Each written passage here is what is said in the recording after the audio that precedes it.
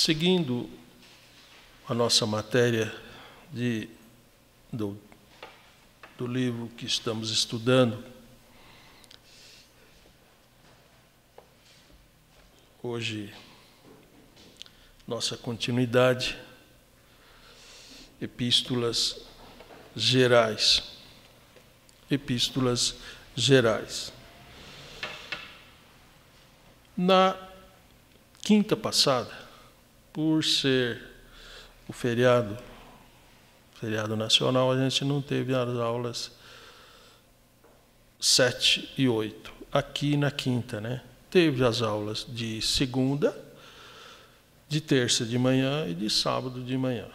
Então, os irmãos da quinta que veio nessas aulas, aproveitou e teve a matéria com o irmão Antônio. Nós não tivemos pelo fato do feriado. Sempre, a Fateza, os irmãos já sabem e conhecem essa forma de trabalho. Se o feriado é na segunda não tem aula, e os irmãos de segunda podem vir na quinta, no sábado e na terça. E assim, qualquer dia. Então, a gente não teve as duas matérias na quinta-feira. Hoje nós partimos para a aula 8 e 9 e 10, né? As 7 e a 8 que nós não tivemos na quinta. Hoje, 9 e 10.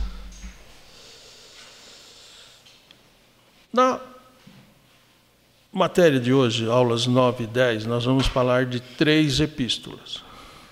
Na aula 9, nós vamos comentar a epístola número 2 de João e a 3. E na aula 10, a epístola de Judas.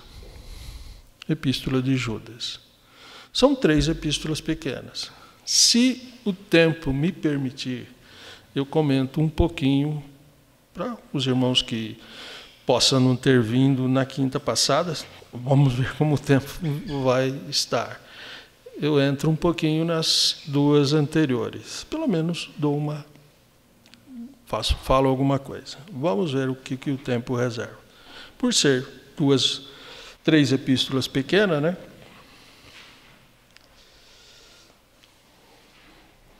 Hoje começamos na página 206. Epístola de João, a segunda epístola. Antes de começar a falar da epístola de João, número 2, vou comentar com vocês o que eu comentaria se eu fosse falar da epístola primeira de João. Porque as 3 faz, e tanto a de Judas, é uma mesma sequência, né? Então eu vou comentar um pouco sobre o que levou a João a escrever principalmente as suas epístolas. João escreveu as 3 epístolas, tanto o Evangelho quanto o livro de Apocalipse. Elas datam em torno do ano 90, 95. 96, 90, 95, 90, é essa faixa de tempo que foi escrita.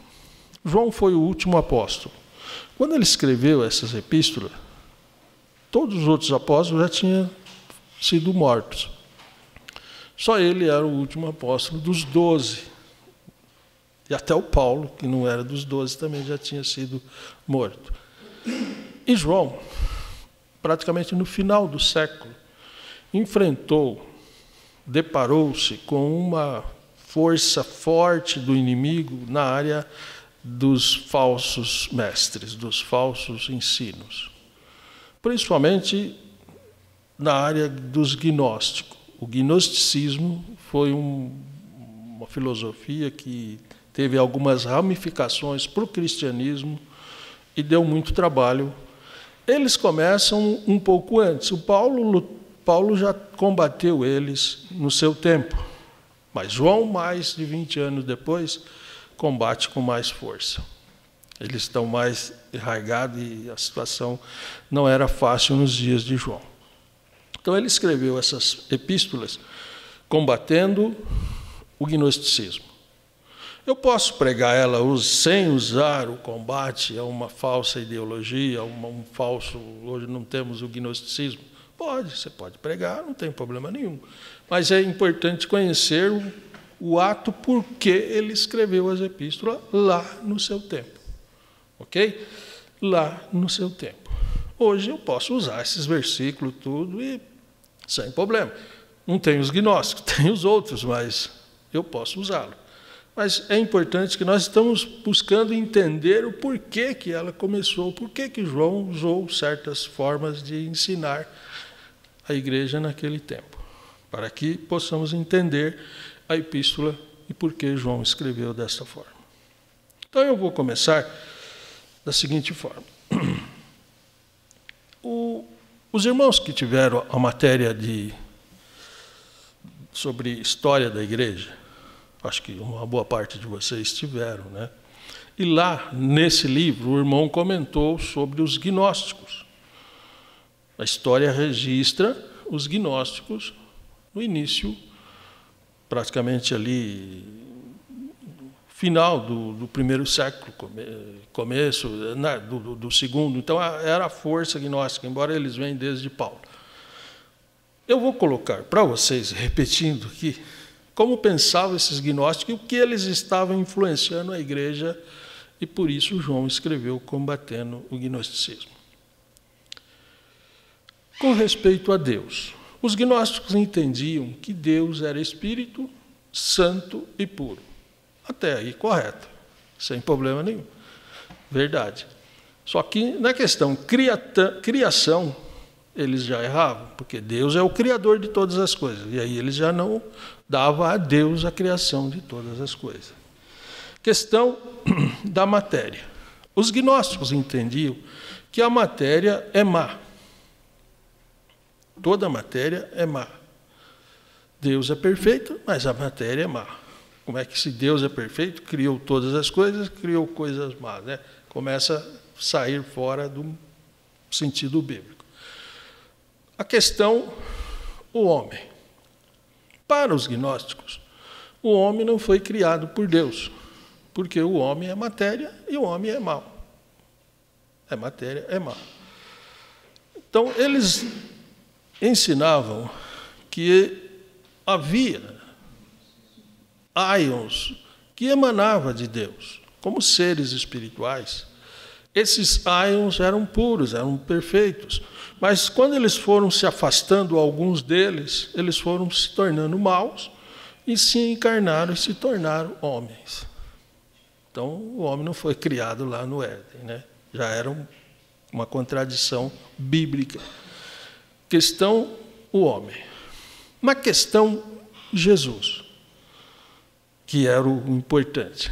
No sentido de Jesus, eles tinham duas correntes. Uma corrente diziam que se a matéria é má, então Jesus não poderia ser Deus se tornando homem. Então eles entendiam que Jesus não era um ser humano natural, era um espírito. Era um espírito. Não era um homem no sentido 100%, nascido de Maria. Para eles, o nascimento de Jesus não foi o que a Bíblia cita. Não nasceu de Maria como a Bíblia registra. Ele era um espírito. Não tinha um corpo natural. Era uma corrente. A outra corrente ensinava, sim, Jesus nasceu como homem. Mas ele era um homem natural. E no batismo, Cristo, como Deus, vem sobre ele, então ele é Deus. Mas na morte, Cristo sai e morre aquele homem natural. Só que a Bíblia não fala nesse sentido. A Bíblia diz que ele era 100% homem, desde o seu nascimento até a sua morte. Ok? Contrariando esses ensinamentos bíblicos. No sentido, mesmo que eles entendiam que Jesus, nessas condições, sendo Deus, mas não o Deus criador, um Deus como um aio evoluído. Ok? Então, entendendo como os gnósticos entendiam e procuravam passar aos cristãos e convencer aos cristãos da época os seus pensamentos no sentido bíblico. Com relação à salvação, Para os gnósticos, o homem não era salvo pela fé, mas pelo conhecimento dos seus ensinamentos, pelos seus mestres que ensinavam a verdade. Através dos seus ensinamentos, o homem tinha que cultuar os aions desses que emanavam de Deus, seres espirituais, e cultuando eles, agradando esses aions, tendo conhecimento, seguindo os ensinamentos dos seus mestres, o homem chegava-se a Deus. Era a forma de se chegar à salvação. Ok? E os seus mestres, os seus líderes, eram e tinham-se como pessoas que tinham revelações importantes de Deus. Tinham novas revelações. Tinham conhecimento acima dos apóstolos, do que a Bíblia citava. Eles entendiam que eles eram aqueles que tinham as revelações de Deus para o homem ensiná-lo e levar à salvação. Ok? Então esse era o pensamento e a doutrina gnóstica envolvendo os cristãos dos dias, a partir de Paulo e principalmente nos dias de João. Então é em cima disso que nós vamos comentar. 1 João, que já passou, mas o João falou muito sobre isso, e hoje é a segunda epístola que ele escreve também. Antes, também vou comentar com os irmãos o seguinte. As 7 epístolas gerais, que são consideradas, que nós estamos vendo nesse livro, as 7 epístolas, que é Tiago, 1 Pedro, 2 de Pedro, 1 de João, 2 de João, 3 de João e Judas. Nós vimos que as 2 primeiras, Tiago e 1 de Pedro, teve um foco, o seu ensino foi, vocês devem estar lembrados de Tiago, que Tiago falou sobre sofrer. Bem-aventurado aquele que sofre tentação, aflições. Falou sobre os irmãos perseguidos pelos ricos, e ele diz, que eles ficassem em paz. A vinda de Jesus solucionava tudo.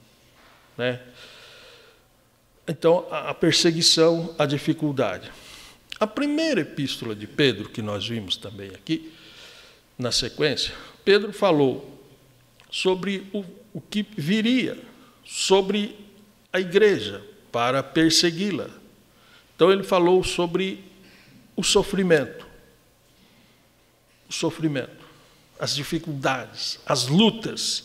E nós citamos que as 2 epístolas de Pedro, a primeira falava e mostrava o inimigo agindo de fora para dentro, perseguindo a igreja, tal também como Tiago fez seus ensinos.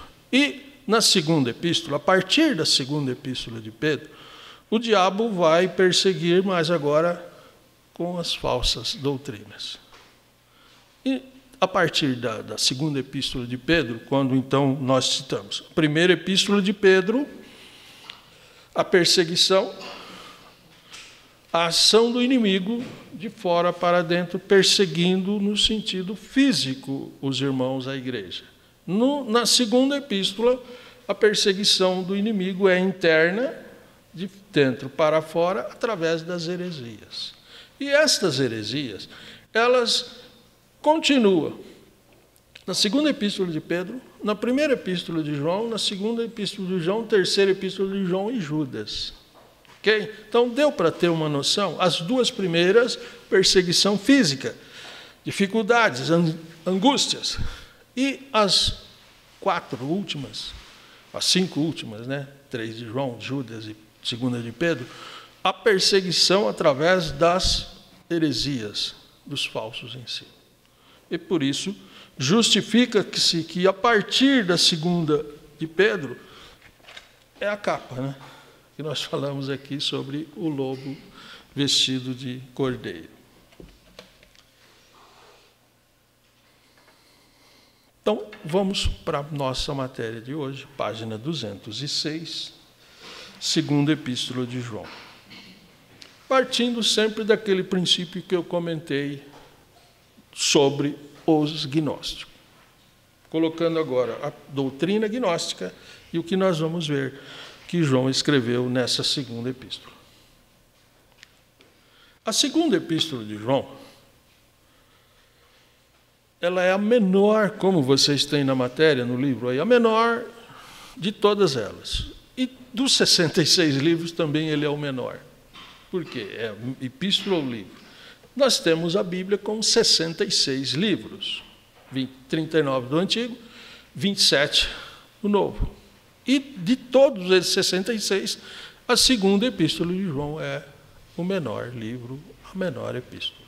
Ela tem apenas 13 versículos. Tal qual a terceira, é um pouco maior, mas só tem 15 também, né? É 2 versículos só a mais. Nós temos na Bíblia toda, nos 66 livros, 5 livros com um capítulo apenas. 4 no Novo Testamento e 1 no Antigo Testamento. O Antigo Testamento, o único livro com um capítulo só é o livro de Obadias. Ele tem 25 versículos. E no Novo Testamento nós temos 4, que é Filemão, também 25 versículos, 21 versículos. Nós temos Segunda de Pedro, 13, Terceira de Pedro, 15, e Judas, 25 versículos, né? Então, são as 5 livros, né? As epístolas e o livro de Obadias, que tem apenas um capítulo. Em termos de se usar a expressão quando o livro só tem um capítulo, ou para escrever, como vocês devem ter visto aqui na matéria, no livro, a gente usa a seguinte expressão. Vamos dar um exemplo desta segunda epístola de João. Segunda de João, versículo 7. Segunda de João, versículo 10. Terceira de João, versículo 8. Assim, Judas, versículo 4, Judas, versículo 20. Não se usa o termo capítulo, né? Porque capítulo me dá a entender que eu tenho mais. E eu só tenho um, então eu uso só os versículos. Eu falo o livro e falo o versículo. E quando eu vou escrever, como vocês têm aí, eu coloco o livro e coloco o versículo direto. Não preciso colocar o capítulo número 1. No caso dos outros que tem mais capítulos, sim, né? Por exemplo, no Antigo Testamento tem um livro que só tem 2 capítulos, que é o Ageu, né? Mas já usa capítulo porque ele tem 2. Nesse caso aqui, não, só tem um capítulo. O João, ele não se identifica como João e nem como apóstolo. E nem coloca o seu nome nos seus escritos, principalmente nas suas epístolas e no seu evangelho. Por isso ele começa as suas epístolas da seguinte forma. Na primeira epístola, se voltarmos mais um pouco aqui, a gente pode dar uma olhada.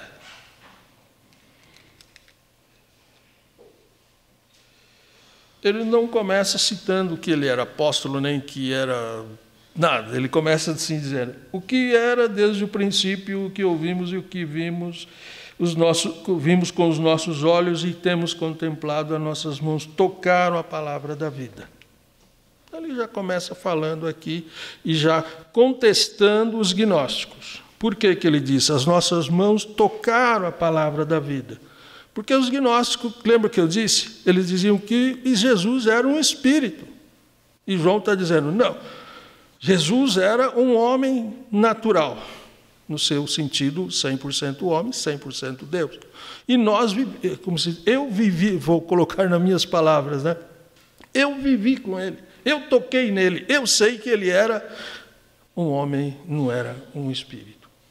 Por isso ele já começa a primeira epístola dessa condição. Mas nós estamos na segunda, E na segunda, ele usa o termo o ancião, a senhora eleita e seus filhos. O ancião. O ancião. E na terceira epístola, ele usa o termo o presbítero. Ele não usa o nome apóstolo nem o nome de João. Ele usa, em uma epístola, na primeira, ele não usa nome nenhum. Na segunda, ele usa o ancião. E na terceira, ele se identifica como o presbítero. Mas nós estamos na segunda. Quando ele usa o termo o ancião, ele está nessa época com seus 90 anos, próximo disso, mais disso, até mais. Ele está se referindo ao idoso? Sim ou não? Não, ele está se referindo ao pastor. Ok? Ao pastor. Por quê? Temos comentado com os irmãos que o pastor, na língua hebraica, se identificava como ancião. Então, ele está se identificando como ancião, o pastor. Como na terceira epístola ele se identifica como o presbítero, da mesma forma ele está identificando como o pastor, só que agora na língua grega. Ele só não identificou na língua latina, no latim, que era o bispo. Né? O bispo. Ele poderia começar com o bispo na primeira e ir para ancião na segunda e presbítero na terceira, mas aí na primeira ele não identificou nada. Mas os escritores entendem que esse escrito é do João, mesmo ele não colocando o seu nome ali, João. O tempo nós já comentamos, né? Em torno do ano 90 a 95. O lugar. João, ele foi, os seus últimos dias, o pastor de Éfeso, lá onde esteve Timóteo, onde Paulo começou o trabalho ali. E João foi o pastor de Éfeso nesse tempo. Foi de Éfeso que ele escreveu estas epístolas, o Evangelho, tudo ele era de lá. Então, partindo que João está em Éfeso. Propósito da epístola.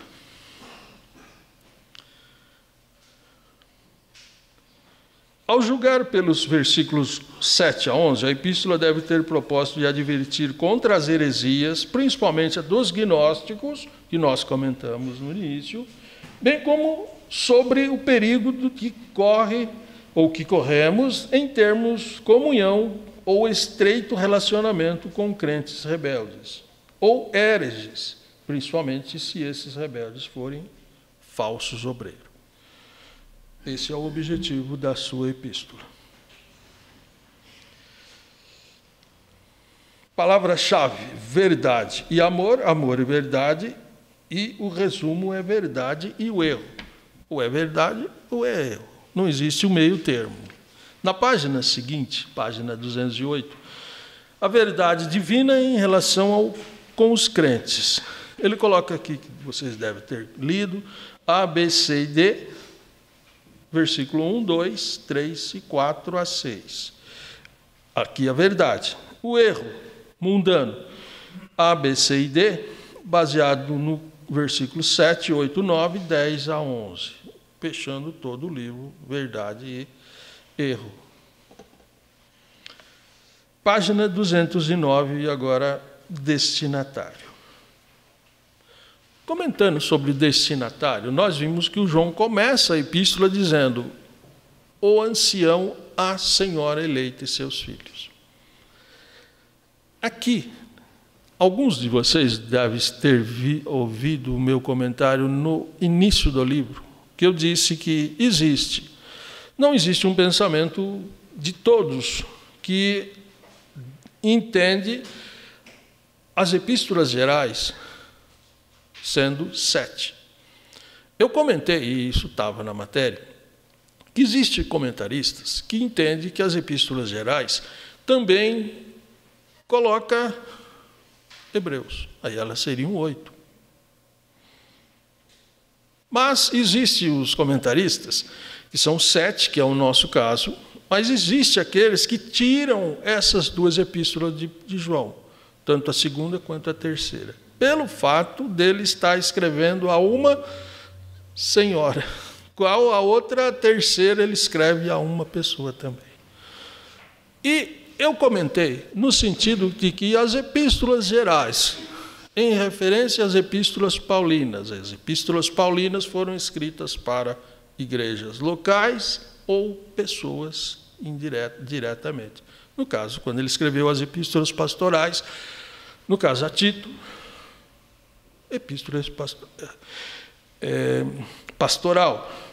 Timóteo, ele escreveu 2, e a Filemão 1. Mas se entende, os que pensam como nós, que é as 7 epístolas sendo epístolas gerais, que mesmo ele estando escrevendo para esta irmã, para essa mulher, para o irmão Gaio na outra epístola, o seu conteúdo é uma forma dele escrever para alguém, mas que ela atinge, está falando com toda a igreja ao mesmo tempo. Ok? Por isso que eu estou me colocando aqui, e até na época eu disse, lá na frente eu comento com vocês essa questão das 7 epístolas gerais, ou das 5, que alguns colocam. Capítulo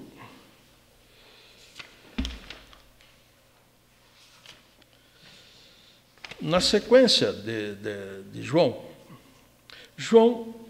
1 a 3, eu vou ler, vocês acompanham na Bíblia. João 1 a 3. Quem é esta senhora, né? João não cita o nome desta senhora e nem dos seus filhos. Ele usa esta expressão: o ancião, a senhora eleita e seus filhos, aos quais amo na verdade.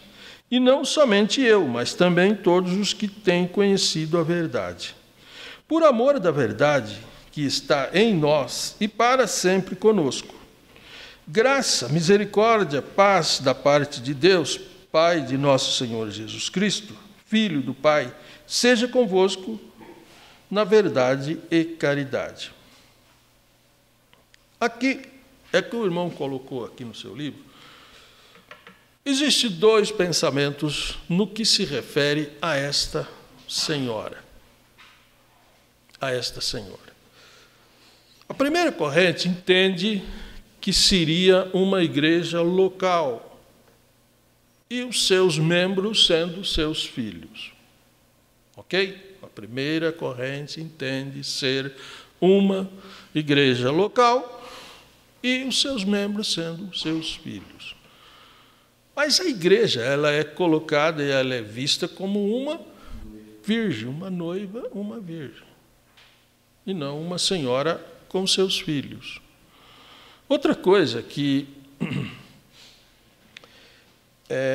a igreja, ela não tem filhos. Todos que pertencem à igreja, ou local, ou em todos os lugares, são filhos de Deus, e não filhos da igreja. Então, essa corrente, a gente entende, parece não estar adequado ao que João estava colocando. Na página 210. A segunda corrente de pensamento sobre quem é esta senhora eleita. No versículo 4 a 6, ele cita assim, eu vou ler para os irmãos.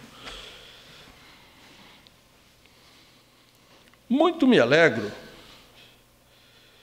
por achar que alguns de teus filhos andam na verdade, assim como temos recebido o mandamento do Pai. Então, o João está dizendo, muito me alegro por achar que alguns de teus filhos andam na verdade. Se eram alguns, não seriam 100%, né? Mas tinha alguns que andavam na verdade. E agora, Senhora, rogo-te, não como escrevendo a um novo mandamento, mas aquele que desde o princípio tivemos, de que amemos uns aos outros. E a caridade, o amor, né, é esta, que andemos segundo os seus mandamentos. Este é o mandamento, como já desde o princípio ouviste, que andeis nele. Jesus, né? Nele, Jesus. O João, então aqui ele mostra uma senhora com os seus filhos. E nessa segunda corrente, entendemos que seria uma senhora real, que tinha os seus filhos, alguns servindo a Deus, provavelmente uma viúva, porque não se fala do seu esposo, poderia ser então uma senhora, uma viúva, que tinha os seus filhos, que serviam a Deus, não, se não era 100%, mas alguns serviam a Deus, e ela era uma mulher de posses, porque ela era uma mulher hospitaleira, ok? Hospitaleira. Hospedavam, dava assistência a quem necessitava. Hospitalidade, muito citada no início da igreja. Paulo falou da hospitalidade, João falou da hospitalidade, todos os escritores praticamente usou, e no Antigo Testamento também a hospitalidade. As pessoas saíam de casa e iam para um determinado lugar, e lá naquele tempo não tinha tantos hotéis, tanta facilidade como hoje. Mas a hospitalidade era um direito dele. Ele chegava numa cidade, ele sabia, ou num local, ele sabia que alguém ia dar a sua casa para ele passar ali à noite, alguma coisa para ele comer. Então, é uma pessoa hospitaleira. E a Bíblia diz que o crente tinha que ser hospitaleiro, ajudar. Então, era natural a pessoa fazer isso. Bom, eu vou para tal lugar, mas eu passo tal hora naquele lugar. Lá alguém vai me acolher e eu continuo o meu caminho. Era natural. Hoje a hospitalidade é um pouco diferente. A gente sabe disso. Não são todas as pessoas que você vai colocar dentro da sua casa. Por quê? As condições são muito diferentes. Você só vai dar a sua hospitalidade a uma pessoa bem conceituada, ou que alguém chega e fala, pode receber. Aí você vai receber.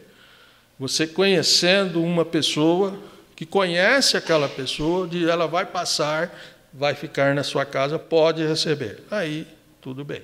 Mas sem conhecer, como era lá no passado, hoje não é viável. Ok? Hoje não é viável. Mas essa mulher, ela era hospitaleira. Ela fazia esse trabalho como uma mulher cristã, com seus filhos, alguns na igreja, e ela fazia esse trabalho. O versículo seguinte, página 212. Falsos mestres ou doutores. Na época, principalmente depois, o próprio Paulo fala que o que é instruído na palavra reparta de todos os seus bens aquele que o instrui. Os mestres, naquele tempo, não era tão fácil. Então, eles trabalhavam de igreja em igreja, ensinando a palavra de Deus. Ensinando a palavra de Deus. Não tinha toda a Bíblia escrita ainda, principalmente o Novo Testamento. Precisava ser um mestre para ir ensinar.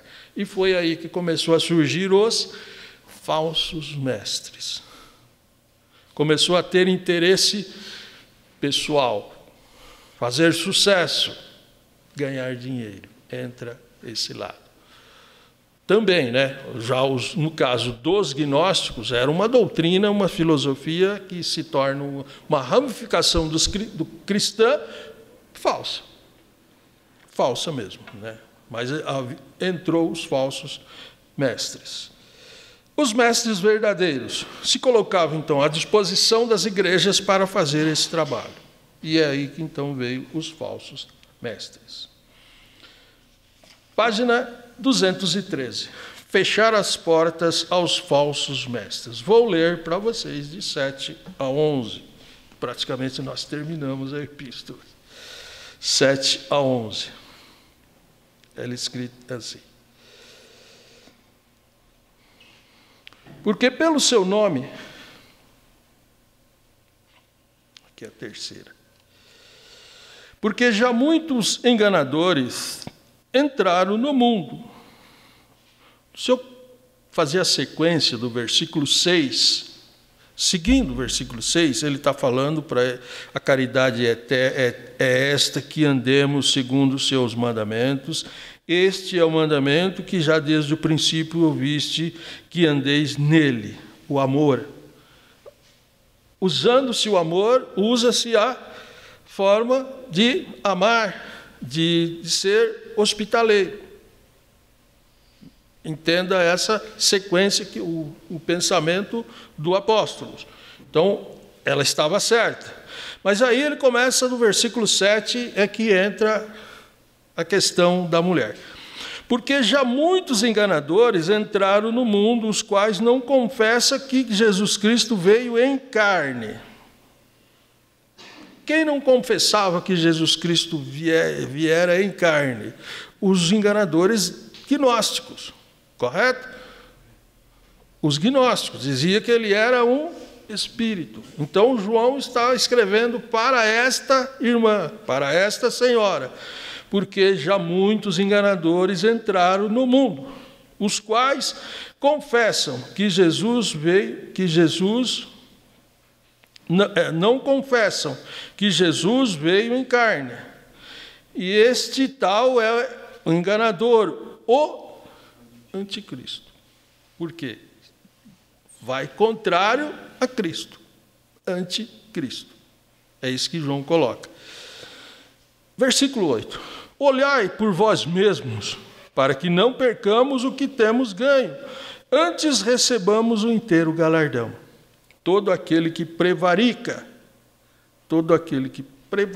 e não persevera na doutrina de Cristo, não tem a Deus, nem persevera na doutrina de... Não tem a Deus, quem persevera na doutrina de Cristo, esse tem tanto o Pai quanto o Filho.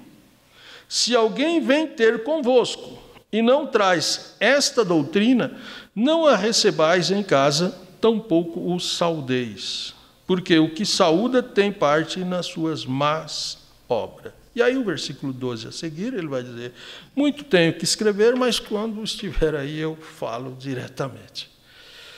Então, entendendo que ele passa para essa mulher e que o objetivo é que isso passe para toda a igreja. Que essa mulher, que essa irmã, que tinha condições, que tinha alguns posses, uma viúva, tinha os seus filhos crentes, que acatava todos que vinham, ela recebia. E João combatendo os falsos gnósticos que poderiam se infiltrar e vir ali e trazer uma doutrina contrária. João escreve, mostrando que ela deveria permanecer no mandamento de Jesus, para não perder o seu galardão, porque os gnósticos poderiam chegar e eles poderiam levar a perca daquilo que ela já tinha recebido. Então ele usa esse termo, se alguém vir ter na sua casa, e não traz esta doutrina, do qual ele comenta aqui, viver em Cristo está estruturado no amor, na palavra de Deus. Quem vem não traz essa doutrina, e ele usa esse versículo que nós lemos aqui, o versículo 7, porque já muitos enganadores entraram no mundo dizendo que Jesus não veio em carne. Então, este não receba em casa e nem os saudeis. Essa é a mensagem que João leva a essa mulher, a essa senhora. Voltando, nós podemos entender que ele estava querendo que todos os cristãos da época, todos os envolvidos que estavam passando aquela situação, não recebessem esses falsos ensinadores. Ok? Essa epístola é uma epístola pequena, essa é a mensagem para aquela irmã. E ela deveria ter sido útil para todos os outros cristãos. Olha, é como se ela fosse lida em todas as localidades onde tinha igrejas, em todas as igrejas locais, e ele dissesse, olha, o João está ensinando de que esses homens que não traz essa doutrina, que nós aprendemos, que nós seguimos, não deve ser recebido em casa. Ok? E hoje? Hoje não tem os gnósticos, né? Não tem os gnósticos. Mas tem outros perigosos, que já receberam alguém em casa e depois acabou perdendo o seu galardão. Então é sempre um perigo. A gente sempre coloca o seguinte: aqueles que chegam na sua casa e batem lá e vem, você não vai brigar com ele, você não vai, né? Mas você não vai colocar ele para dentro e tentar... não, vamos discutir aqui. Você tem que ter Toma cuidado. Você tem o que perder, ele não. Você tem o que perder, ele não. Ok? Muitos que a gente já sabe, que tentou falar, eu vou convencê-lo, e foi convencido. Não estava preparado para isso. Não estava preparado. Quantos testemunhos de Jeová vocês conhecem que foram ganhos desta forma? Quantos? Falou, me lembro daquele, do outro lá. Quase nenhum, né? E quantos que pastores, presbíteros, diáconos, professores de escola, que já foram para lá? Muitos. Ok? Muitos. Terceira epístola.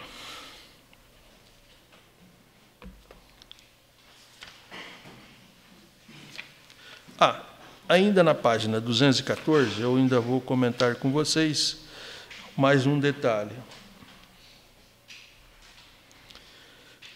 O Espírito Santo em ação. Nas duas epístolas, tanto na segunda quanto na terceira epístola, não há escrito, João não usou a escrever o nome Espírito Santo, mas a ação é clara. Não está escrito Espírito Santo, mas o Espírito Santo está em ação, nas duas epístolas. Atualidade para hoje, devemos estar seguros em conduzir nossos estilos de vida de acordo com a verdade. É o que eu comentei com os irmãos, o João sempre ele vai falar o perigo e como enfrentar os falsos mestres, os falsos heréticos, os falsos ensinos, mas também mostrando como seguir a verdade. Seguindo a verdade, se prevenindo contra os falsos ensinos. Devemos estar atentos e vigilantes contra aqueles que pervertem a clara mensagem da revelação da encarnação de Cristo.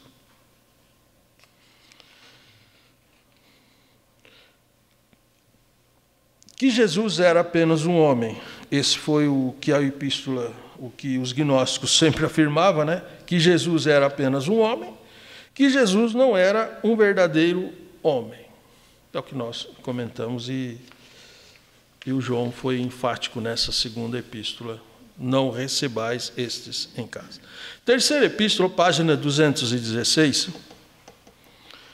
Considerações aqui, a autoria é a mesma, é o João. Apenas que nessa epístola número 3, ele se identifica como sendo o presbítero, né? O presbítero.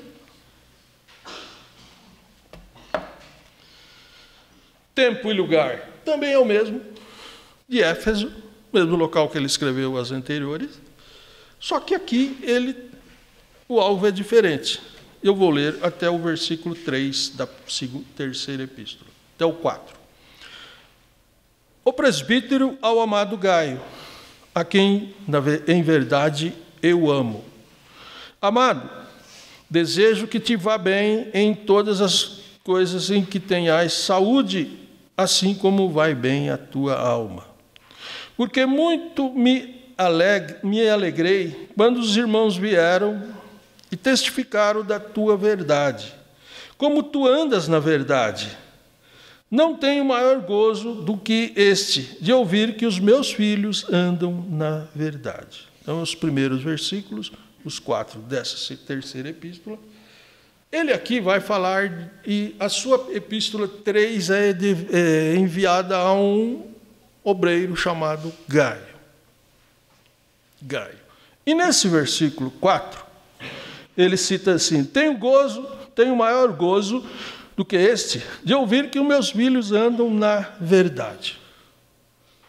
Na página 217, o irmão colocou assim, Gaio. Quem seria este Gaio, né? Ele fez aqui uns comentários, mas que se pode entender que esse Gaio fosse um irmão que o João ganhou para Jesus, tornando-se um dos seus filhos espirituais. E agora estava realizando algum trabalho para a obra do Senhor. Era um obreiro. E no versículo 3, vamos tomar por base aqui também, que ele diz assim, porque me alegrei quando os irmãos vieram.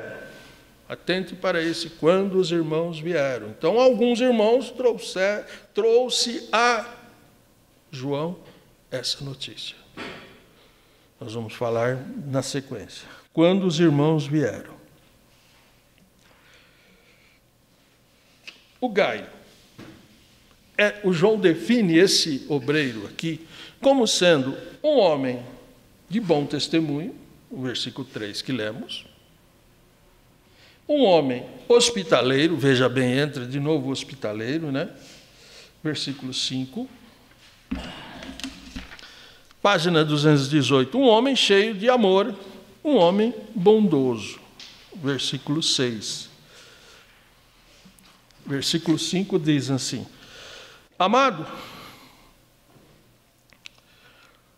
procedes fielmente em tudo que faz para com os irmãos e para com os estranhos. Por isso ele é tido também como homem hospitaleiro, porque ele procedia tanto positivamente, tanto corretamente para com os irmãos, tanto para com os estranhos. Ele acatava qualquer um.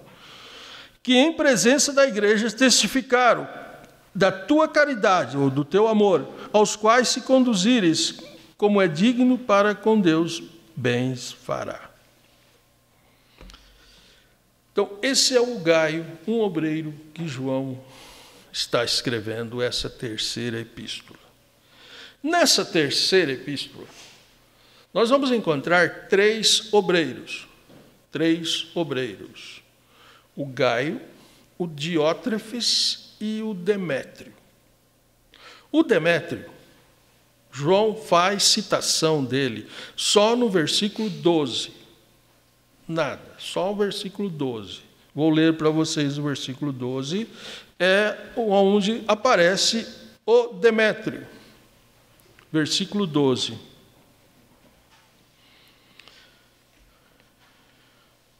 Ele cita assim: todos dão bom testemunho de Demétrio.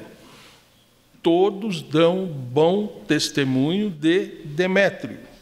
Até mesmo a verdade. E também nós testemunhamos, e vós bem sabeis que o nosso testemunho é verdadeiro. É o que se fala do Demétrio.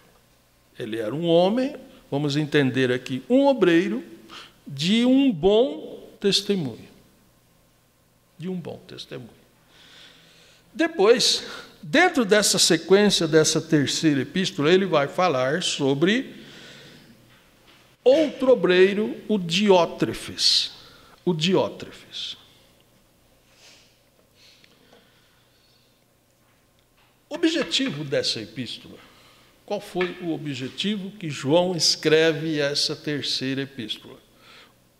Partindo do mesmo ponto que temos sempre colocado,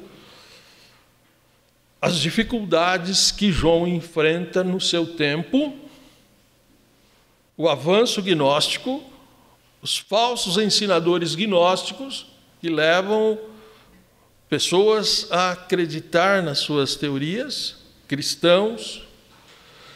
Então, ele está combatendo essas pessoas. E no versículo 7 da terceira epístola, ele vai citar assim: porque pelo seu nome saíram nada tomando dos gentios. Agora ele está falando daqueles obreiros. Porque pelo seu nome saíram nada tomando dos gentios. Versículo 8. Portanto, os tais devemos receber para que sejamos cooperadores da verdade. Então, alguém saiu, não tendo um salário, não sendo remunerado, mas ele no versículo 8 diz, portanto, os tais, quem? Estes obreiros, estes que saíram, devemos receber para que sejamos cooperadores da verdade. Vamos, então, entender quem são esses que saíram e que deveriam ser recebidos. Vamos pensar na seguinte hipótese. João está combatendo os pensamentos gnósticos, os falsos obreiros, no sentido todos. E, numa situação difícil, ele chama um grupo de obreiros, não sabemos quanto, a Bíblia não cita, ele não faz menção a quantos eram esses obreiros. Então, ele chama esse grupo de obreiros e enviam as igrejas para combater os ensinos gnósticos, para levar a palavra e fortalecer essas igrejas para não ser envolvida pelos gnósticos. Então, quem enviou esses obreiros? O apóstolo, o João. Por isso ele diz, saíram sem tomar nada dos gentios. Não foram para ganhar dinheiro, não. Devemos recebê-los. Perceba que na segunda epístola, ele usou para falar com aquela senhora, dizendo, aqueles que não traz esta doutrina, não os recebais em casa. E nessa terceira epístola, aos verdadeiros obreiros, ele diz, vocês devem recebê-los. A esses sim, esses vocês devem recebê-los. E eles saem com a chancela de João, como enviados, e João que o envia. Ok? E eles vão para fazer esse trabalho, essa obra. Só que, no versículo o 7 e 8 que eu li, agora o 9 a seguir.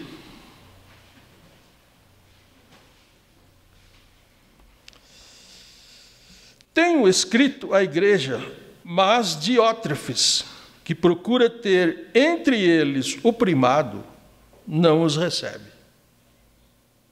O primado era ser o primeiro, né? Ele queria ser o primeirão da turma. Queria ser o destaque.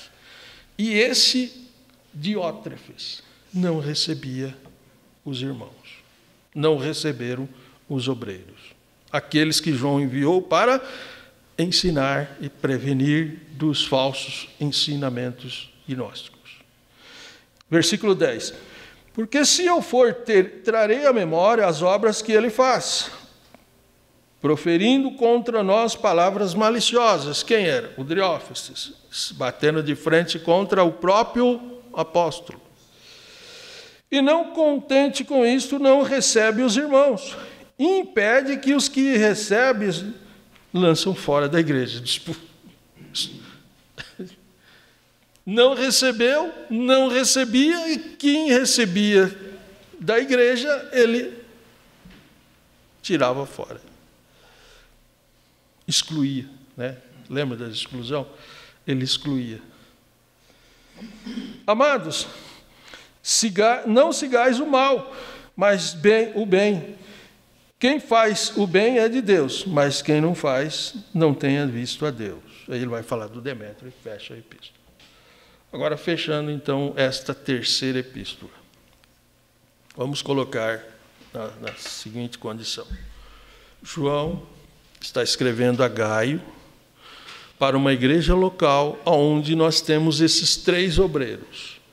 Vamos supor, aqui tem uma igreja nessa cidade E lá tem um obreiro chamado deixa eu ver o nome dele,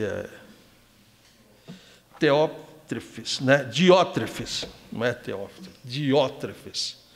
Esse Diótrefes é um deles, o Gaio, um outro, estão ali junto, e o Demétrio.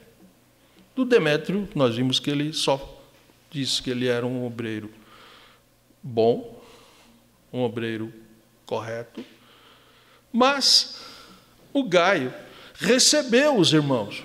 O Gaio era positivo, recebia os irmãos, os obreiros que João mandou para ensinar a igreja. E o Diótrefes não. Então, uma igreja local com essa condição. Obreiros positivos que recebiam os irmãos, que estava pronto a cooperar com o apóstolo, e um totalmente oposto. O Diótrefes. Ele não queria receber. Excluía quem o recebia. Excluía quem o recebia. Então, esse Diótrefes, ele se torna um obreiro rebelde contra o próprio apóstolo. Quem enviou estes irmãos foi o próprio João. E João queria o bem de todos eles. E o Diótrefes estava, infelizmente, sendo mais conveniente aos falsos obreiros do que ao João. Um bom testemunho do Demétrio, mas do Diótrefes não, né? Diótrefes torna-se também um divisor, um arrogante, um egoísta. Não é o exemplo de um bom obreiro.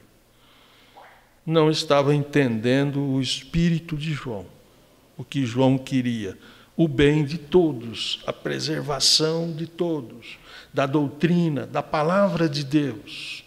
E o Diótrefes olhava para ele queria ser o primeiro.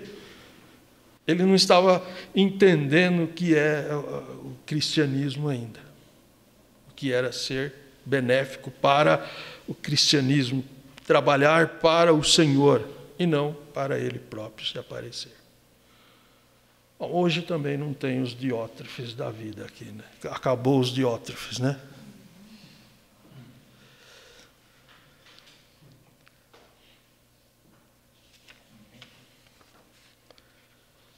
Nessa sequência, ele falou sobre o Diótrefes. Essa foi a terceira epístola de João.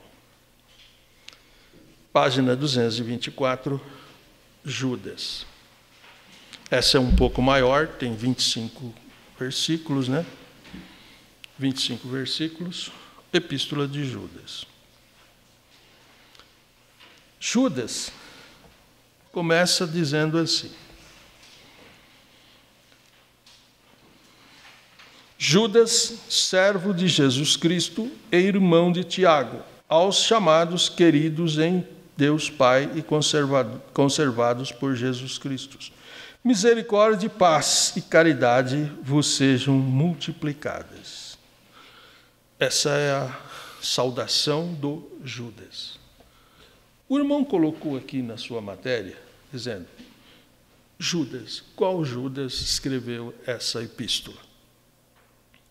Sabemos que dentre os 12 apóstolos tinha 2 Judas. Um já é descartado, que era o Iscariotes. Mas o outro continuou. Mas pelo que... E a Igreja Católica não coloca esse Judas aqui que nós vamos comentar como sendo o escritor. Ele coloca o outro. Mas pela sua identificação no versículo 1, ele cita que ele era servo de Jesus Cristo, irmão de Tiago.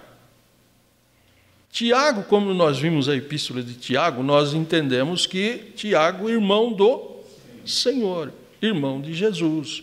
Do que está aqui em Mateus 13:55, quando ele cita, não é este o filho do carpinteiro? Não se chama sua mãe Maria? E seus irmãos Tiago, José, Simão e Judas? Então, nós entendemos, cremos que esse Judas, escritor desta epístola, era o irmão de Tiago, irmão de Jesus, e ele também. Ok? E ele também, irmão de Jesus.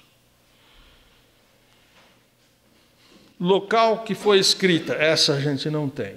Se o João escreveu as suas epístolas de Éfeso, o Judas a gente não sabe aonde ele estava quando ele escreveu estas epístolas. Data. Também a data é bastante incerta. Eu coloquei uma data que até o irmão colocou aqui, aproximadamente 70 depois de Cristo. Pode ser um pouco antes, pode ser nessa faixa aí de tempo, 70 depois de Cristo. Destinatário. A quem Judas escreve? Da mesma forma que nós comentamos. As de João. E Judas? Judas, ele escreve a igreja, a todas as igrejas locais, ou a chamada a igreja no seu todo, mas especialmente para os irmãos judeus cristãos. Por quê? Porque ele vai fazer uso de alguns versículos mostrando o Antigo Testamento e as chamadas o Antigo Testamento e o Talmud. Então, teria que ser um judeu para conhecer bastante o que ele escreveu. Ele, como judeu, fez menção a coisas que os judeus conheciam, mas o seu alvo era toda a igreja. Ok? Propósito da epístola. Em primeiro lugar, no versículo 3, vamos ler. Quem pode ler o versículo 3? Eu já li vários versículos hoje.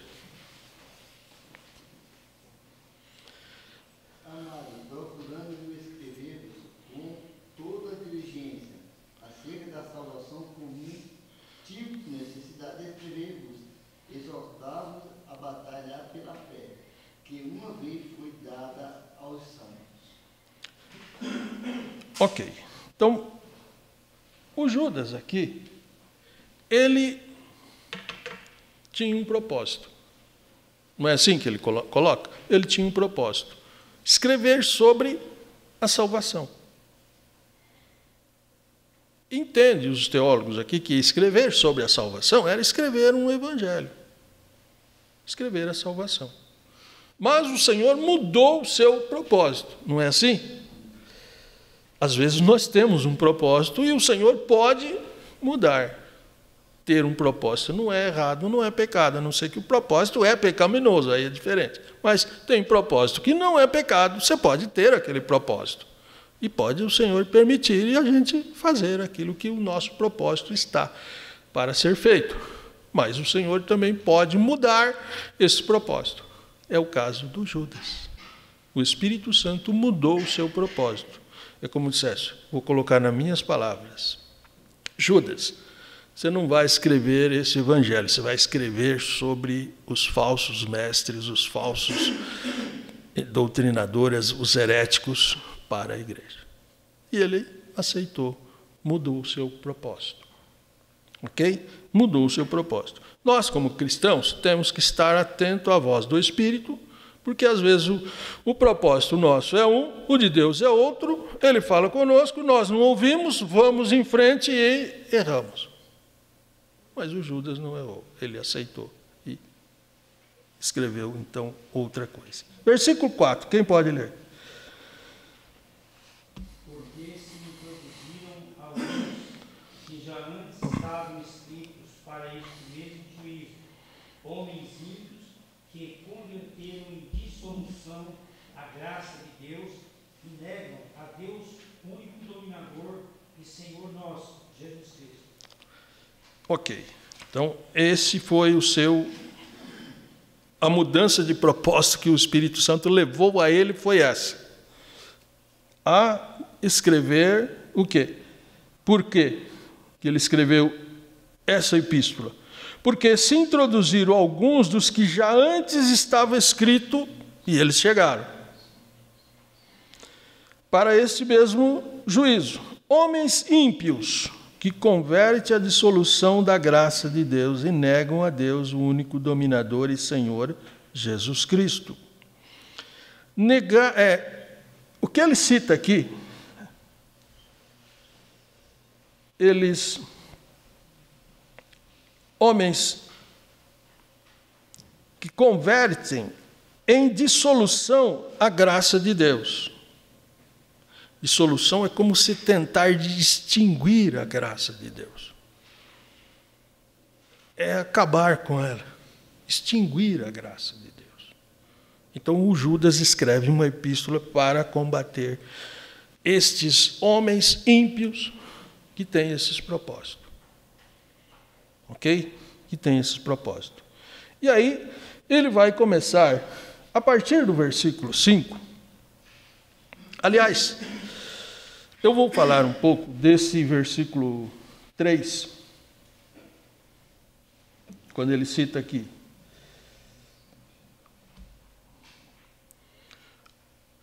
Amados, procurando eu escrever a vós com toda diligência acerca da salvação comum, tive por necessidade escrever-vos a exortar-vos a batalhar pela fé que uma vez foi dada aos santos.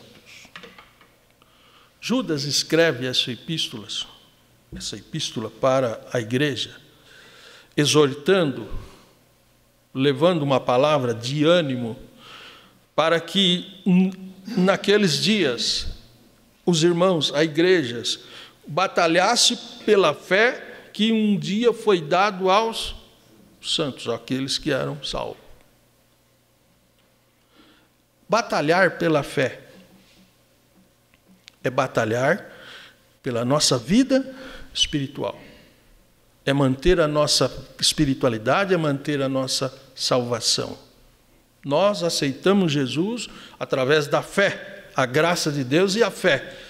E batalhar pela fé é manter aquilo que temos, a nossa vida espiritual, o nosso cristianismo, a nossa posição em Cristo Jesus. Se essa fé fugir, eu caio. E os falsos ensinadores, que João fala, homens ímpios, tinham por objetivo a dissolução, desfazer a graça de Deus.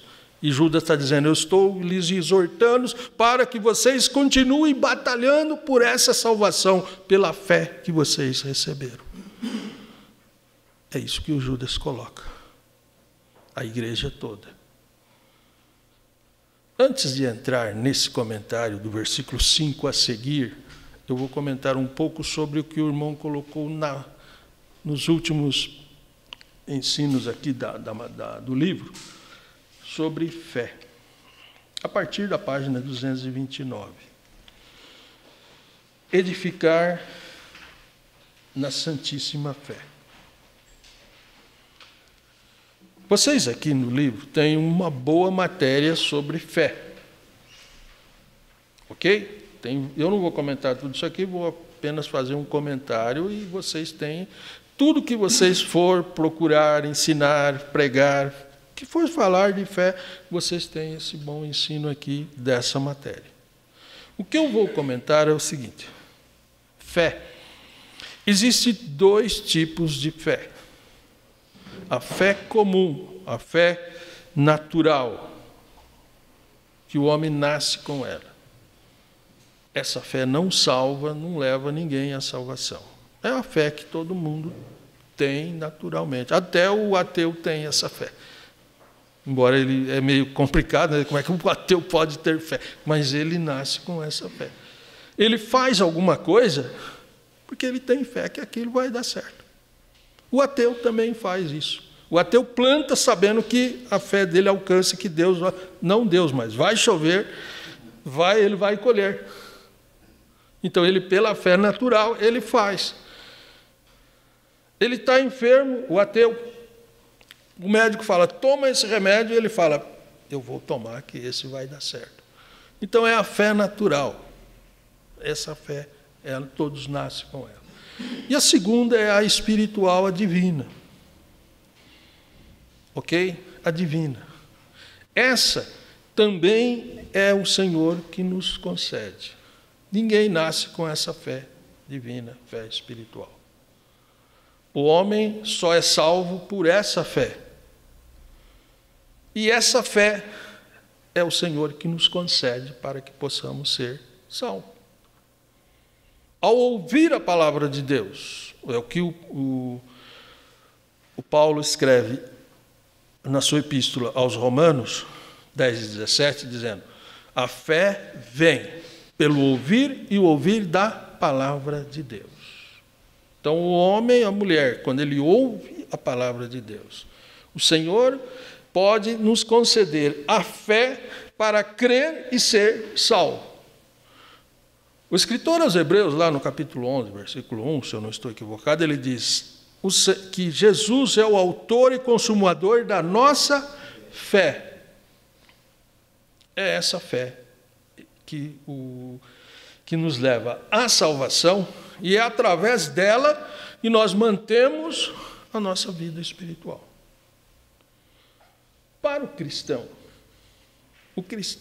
nós todos temos que ter essa fé espiritual, senão não fomos salvos. Ok? O cristão não deve orar pedindo fé, porque ele já tem fé. Ele pode orar pedindo que o Senhor acrescente a nossa fé.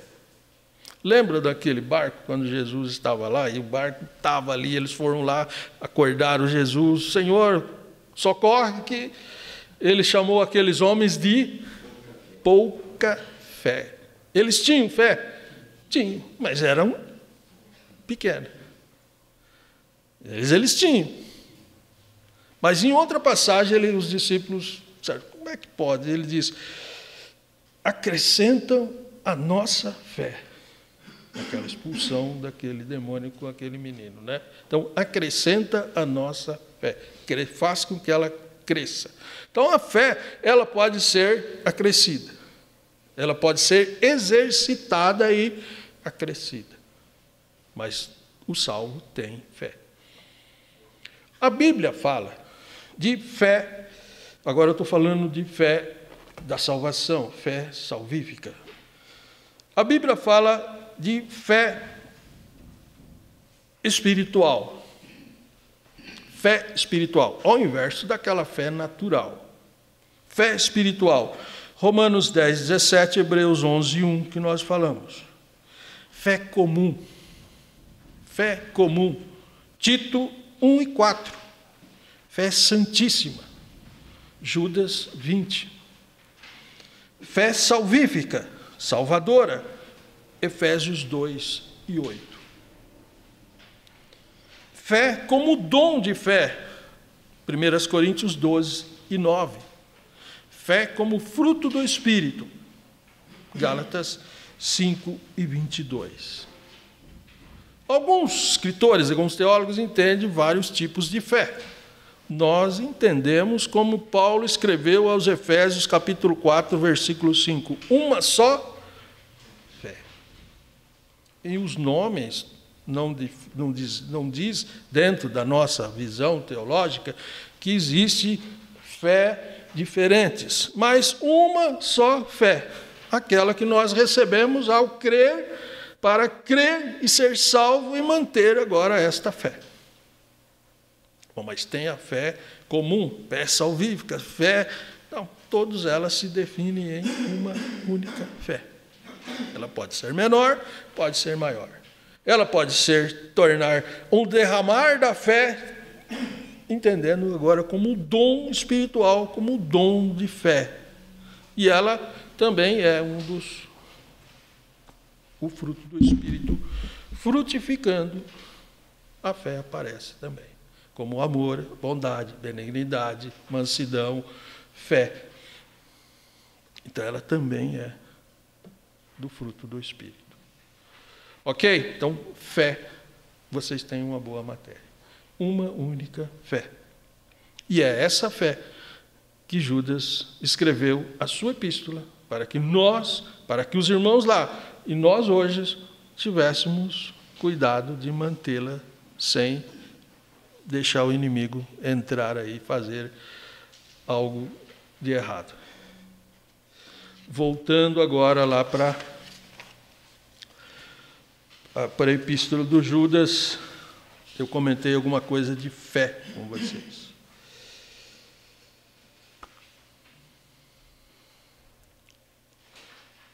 Página 226. Podemos, pois, resumir o propósito de Judas nesta epístola como sendo: advertir com urgência os crentes acerca da grave ameaça dos falsos mestres e sua influência subversiva dentro das igrejas, ou dentro das igrejas. Exortar a todos os verdadeiros crentes que lutem pela sua fé. Então, a fé é nós que temos que lutar. É nós que temos que batalhar por ela. É nós que temos que entender a responsabilidade e batalhar por ela.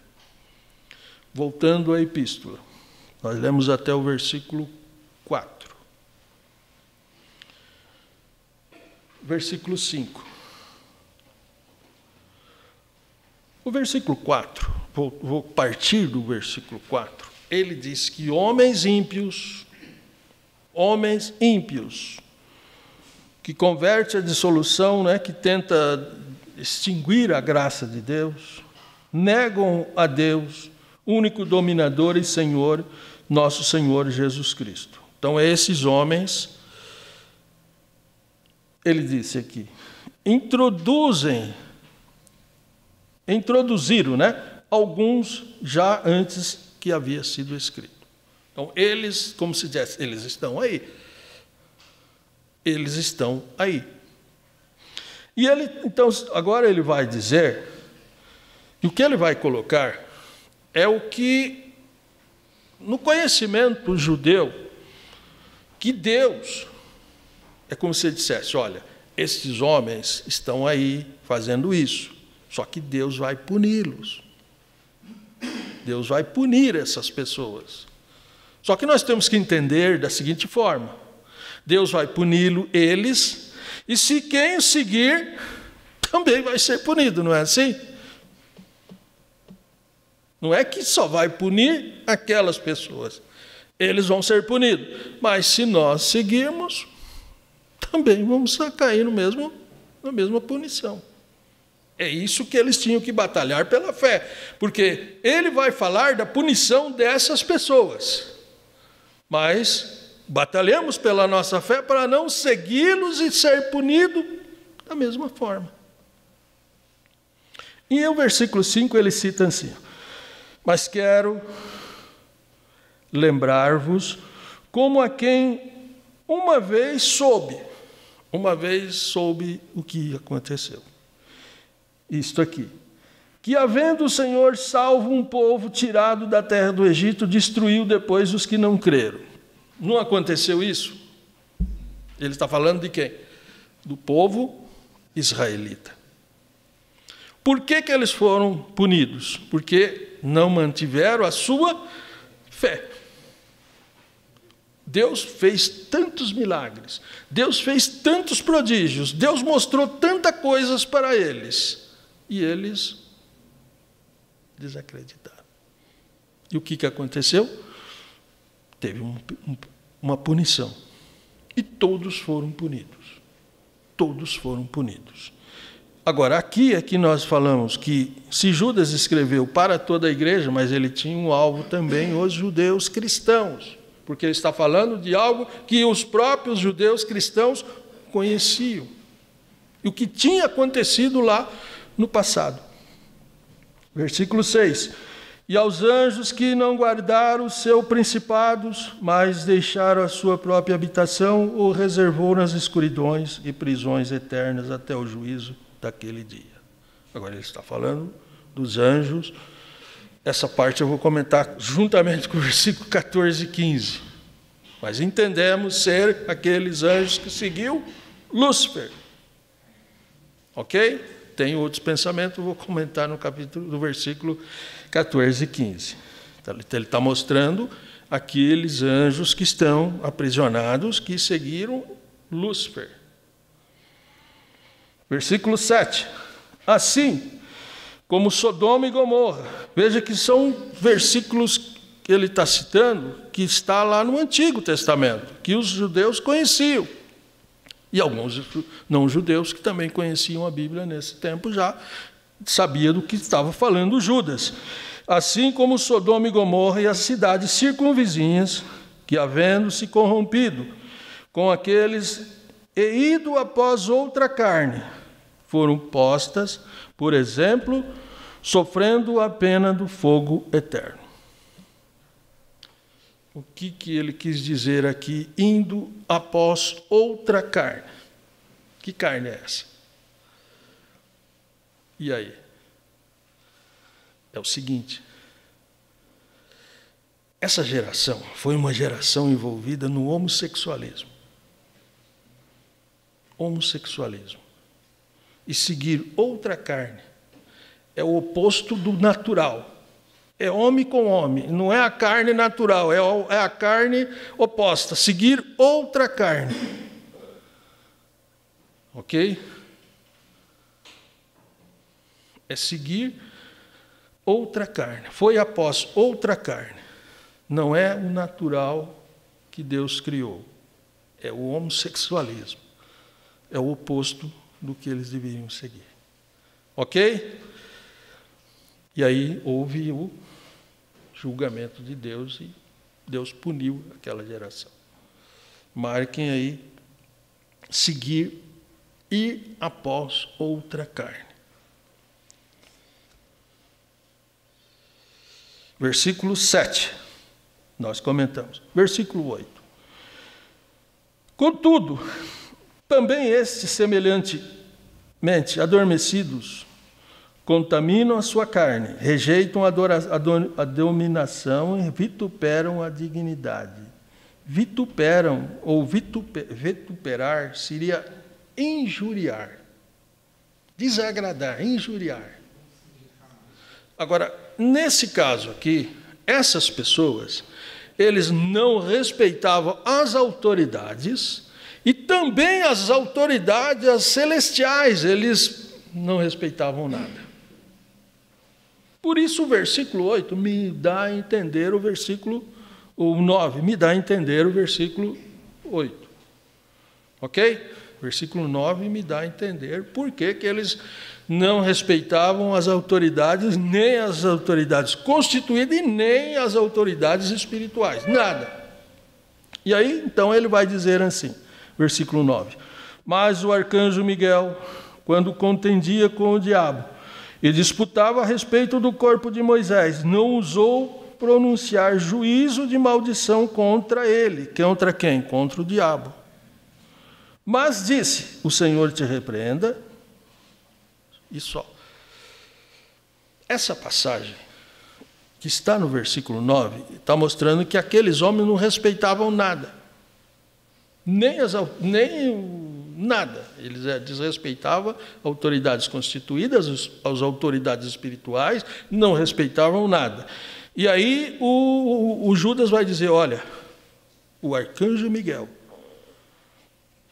o anjo superior, que tinha a autoridade de Deus para impelir o diabo, ele não pronunciou nada contra ele, a não ser o Senhor te repreenda.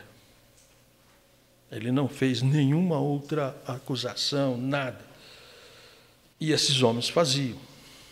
Esses homens não respeitavam nada. Esse versículo 9, ele fala sobre o diabo disputando o corpo de Moisés. Não está escrito em nenhum lugar da Bíblia sobre isso aqui, a não ser aqui, né? Onde está a morte de Moisés? Está lá em Deuteronômio 34.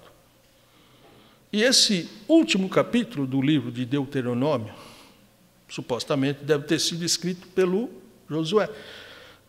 Mas o Moisés escreveu todo o Antigo Testamento, o Pentateuco, todo o livro da lei. Mas o capítulo 34 fala da sua morte, então ele não tinha como ele... E tem coisas que está escrito lá, e ele já tinha morrido quando se refere ao capítulo, né? Se olharmos para esse capítulo 34, Deus chama e o Moisés sobe ao monte Nebo. E lá Não diz que Deus chamou Josué ou outra pessoa, subiu o Moisés. E lá o Senhor mostra a terra para ele, como se diz, agora chegou o seu fim da linha aqui, Moisés, daqui você não vai. E ali ele morreu. E, supostamente, esse anjo vem para sepultá-lo. A sequência, já entra o livro de Josué, nós vamos ver que Deus chega e fala, Josué, agora é com você, né? Minhas palavras, agora é com você. Meu servo Moisés é morto. Ele subiu, mas não desce. É isso que está lá no capítulo 34 de Deuteronômio. Mas aqui, o Judas faz uma revelação pelo Espírito Santo que não está em outro lugar. E isso passa para alguém falar, bom, mas ele está citando que livro? Da onde ele tirou isso? O que o diabo estava lá disputando o corpo de Moisés? Por que disputar o corpo de Moisés? Isso é o que leva muitos teólogos a ficar pensando várias teorias. Nós entendemos que o diabo, que gosta de levar o povo à idolatria, seria uma forma muito prática para ele. Mas Deus não revelou. Ali ele foi sepultado e ninguém sabe até hoje um local que Moisés foi sepultado. Ok? Mas essa contenda, só o Judas, usado pelo Espírito Santo, escreveu. Só ele. Então, ele está mostrando que o Espírito Santo revela a ele coisas que não está em outro lugar. Isso pode ser correto? Pode. Por exemplo, lá se eu não estou equivocado, em Atos 20, se eu não me engano, versículo 35, o Paulo, fazendo uso da palavra, ele fala algo que supostamente Jesus citou, mas que os evangelhos não têm. Mas se ele citou, é porque ele falou. O Espírito Santo revela a ele aquilo que os outros não escreveram.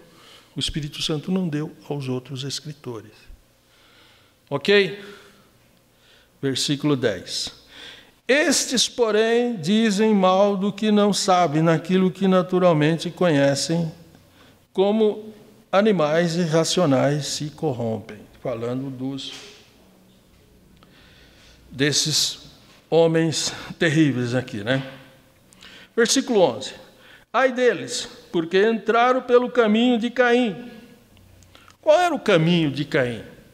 Quem que se lembra?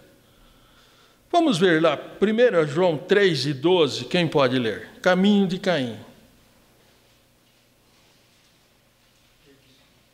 Por isso que Judas faz muitas relações com o Antigo Testamento, que os judeus conheciam. Quem pode ler 1 João 3:12? Não como Caim, que é do maligno e matou a seu irmão. E por que causa o matou? Porque as suas obras eram más e as de seu irmão justas. Era justa. Sempre, vocês já ouviram tantas discussões quando os dois foram apresentar a Deus lá em Gênesis? O Caim ofereceu uma ovelha, né, lá um sacrifício. O Caim ofereceu frutas da terra, não foi? E a Bíblia diz que Deus se agradou do sacrifício do Abel. E aí fica, bom, mas o sacrifício esse aqui, agora aqui nós vamos entender o caminho, quem era o Caim. Se olharmos para esse versículo lá de Gênesis, nós vamos encontrar assim: Deus olhou para o Abel e por o seu sacrifício. Deus olhou para o Caim e o seu sacrifício. E por que ele, em primeiro lugar, não recebeu o sacrifício do Caim? Porque o próprio Judas está dizendo aqui, entraram pelo caminho de Caim. Caim não ia agradar a Deus, ele era o quê? Do maligno. Então Deus olhou para o homem. Deus primeiro quer o homem para ele. Não adianta tentar comprar ele como sacrifício. Eu vou dar um dízimo alto. Isso é bom? É bom. Não somos contra nada. Mas ele quer o homem em primeiro lugar. Ele olha para a pessoa. Ele olha para o ofertante. Em primeiro lugar ele quer o homem, a mulher. Então, o caminho de Caim era esse aqui. Vamos pensar assim. O Abel ofertou uma ovelha. Se o Caim tivesse ofertado uma ovelha também, e aí? Da mesma forma, ele não ia aceitar o seu sacrifício, porque a sua pessoa não era agradável a Deus. Primeiro, ele quer o homem. Segundo, ele aceita o nosso louvor, o nosso sacrifício. Ok? Então, eles entraram pelo caminho de Caim. Ele ainda cita aqui o caminho de Caim. E foram levados pelo engano do prêmio de Balaão. Tudo está lá no Antigo Testamento, capítulo 22 de Números. O que o Balaão teve para entrar por esse caminho que o Judas coloca esses homens maus aqui? Balaão era um homem correto. Era um profeta de Deus. Mas o Balaque, um rei dos Moabitas, chega e tenta comprá-los e pagar financeiramente alguma coisa para ele ir e amaldiçoar o povo de Israel. E ele foi por quê? Pelo prêmio financeiro. Essa história é comprida, né? Não vamos entrar em toda ela, mas vocês conhecem lá de Números 22. Lá. Caminho de Balaão, pela parte financeira. Ainda ele fala na contradição de Coré. Algumas Bíblias falam Corá, né? Coré é a mesma coisa. Isso aconteceu também no Antigo Testamento. Lá, quando no deserto, Deus escolheu o primeiro sumo sacerdote, Arão, seus filhos sacerdotes. E por ser irmãos de Moisés, o povo, muitos se foram contrários. Esse Corá é um deles. Abião também foi outros. E eles disseram, não, Moisés, todos nós somos santos. Aqui todo mundo pode ofertar a Deus, fazer sacrifício. Todos nós. E vocês sabem que o Senhor mandou eles fazerem incensário e foram apresentar o Senhor e milhares deles morreram. Porque quem tinha escolhido foi o Senhor. Então era uma contradição que eles estavam tentando dizer, Moisés, você escolheu aqui o seu irmão. Não, quem escolheu foi Deus. O Coré fez isso, ou o Corá. Aí no versículo 12 ele vai falar sobre: estes são manchas em vossas festas de caridade, banqueteando-se convosco e apacentando a si mesmos sem temor.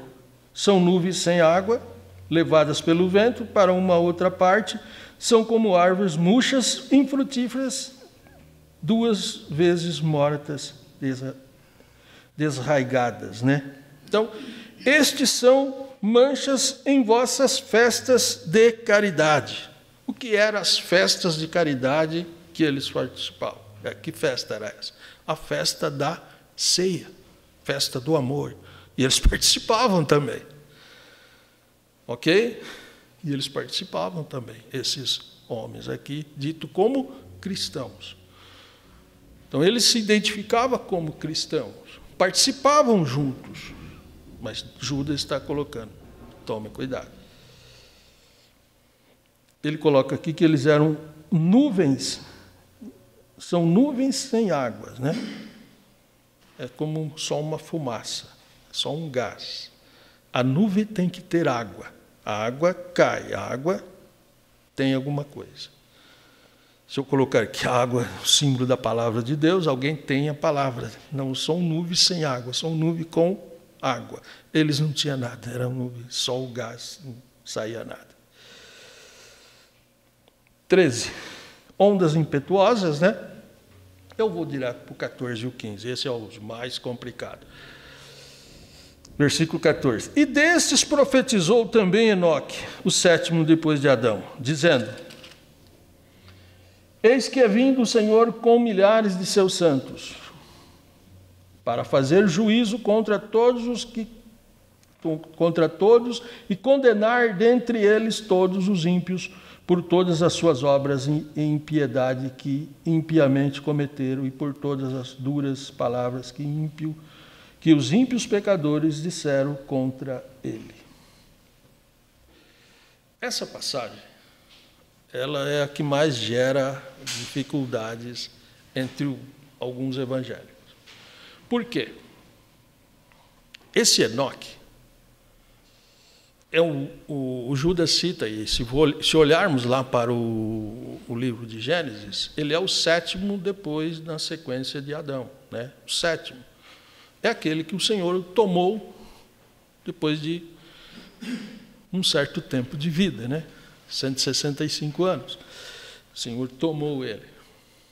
E esse Enoque, o Judas fala sobre essa profecia, mas não tem em nenhum outro livro canônico. E, para piorar, existem vários livros apócrifos de Enoque. Livros apócrifos de Enoque, mas não escrito por esse sétimo aqui. Alguém escreveu um pouco antes de Cristo sobre Enoque, como se o Enoque estivesse falando. E aí alguém cita esta forma: o Judas está referindo-se a um livro apócrifo. Então esse livro é canônico. E aí é que vem a dificuldade. Aí o que eu disse, eu ia comentar sobre os anjos, né? Esse livro de Enoque, eu não li, mas tem algumas informações. Ele não é um livro só, ele tem vários livros de Enoque. E o principal, e aí ele entra na questão dos anjos, e existe aquela teoria lá de Gênesis 6, 1 e 2, quando fala que os filhos de Deus tiveram contato com as filhas dos homens. E entende-se que esse livro de Enoque diz que foi os anjos que se tornaram homens e casaram com as filhas dos homens. Então começa aí. Então, por isso que eu falei, eu vou colocar aqui essa questão dos anjos.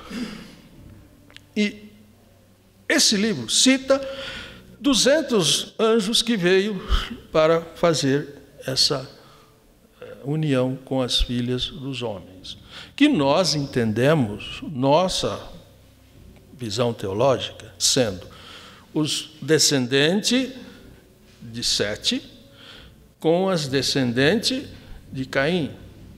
Mas o Enoque diz que é os anjos que se tornaram homens e se casaram com essas mulheres. E nasceram aqueles gigantes, aqueles homens terríveis. Ele dá nomes desses líderes angelicais que veio. Então, por isso, essa conexão com esses anjos, que nós entendemos ser aqueles que seguiram Lúcifer, lá do capítulo 16 de Isaías e 28 de Ezequiel.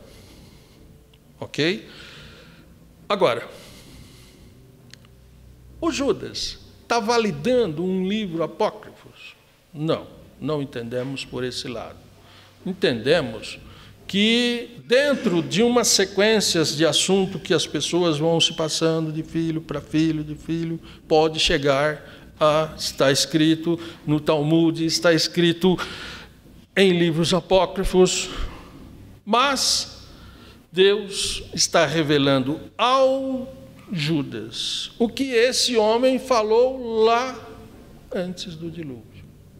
Não está citando que esse livro era apto. Por exemplo, se eu tomar por base quando Jesus fez menção, ou que Paulo, ou que os escritores dos evangelhos citaram os livros canônicos tanto livros históricos quanto os livros dos profetas, ele sempre usou esta observação. Como está escrito? Então, está escrito no Antigo Testamento. como disse o apóstolo, ou como disse o profeta Isaías, como disse o profeta Jeremias, ou como está escrito, ou como diz as Escrituras, ok? O Judas não está dizendo o livro do Enoque, ele está dizendo que o homem profetizou. Então nós que cremos na palavra de Deus e entendemos que foi pelo Espírito Santo que ele escreve isso aqui, ele escreveu e o Espírito Santo sabia, e isso foi dito por esse Enoque lá no passado. Se ninguém sabia ou se sabia, não importa, é que aqui o Espírito Santo revela ao Judas, para dizer que aquilo que ele profetizou vai acontecer para punir quem segue essas dissensões.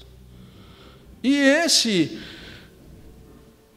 essa profecia, ela se cumprirá na segunda vinda de Jesus, na sua segunda fase. É o que se espera esse acontecimento. Ok, essa parte de Judas, ela é muito controversa aí, mas nós temos que ficar com a palavra de Deus. E o Espírito Santo é que revelou. Ele não está preocupado que aquele é apócrifo, aquele não é. Ele não está justificando o livro apócrifo. Ok? Ele está dizendo o que aconteceu lá. Só isso.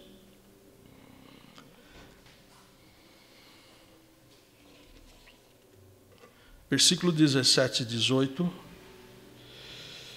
ele cita assim: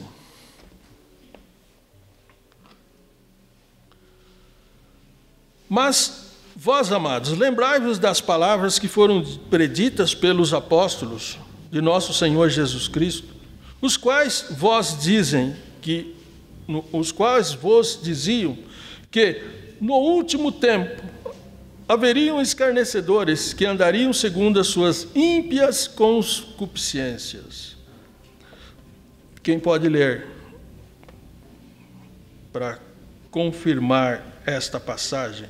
2 Pedro 3:3.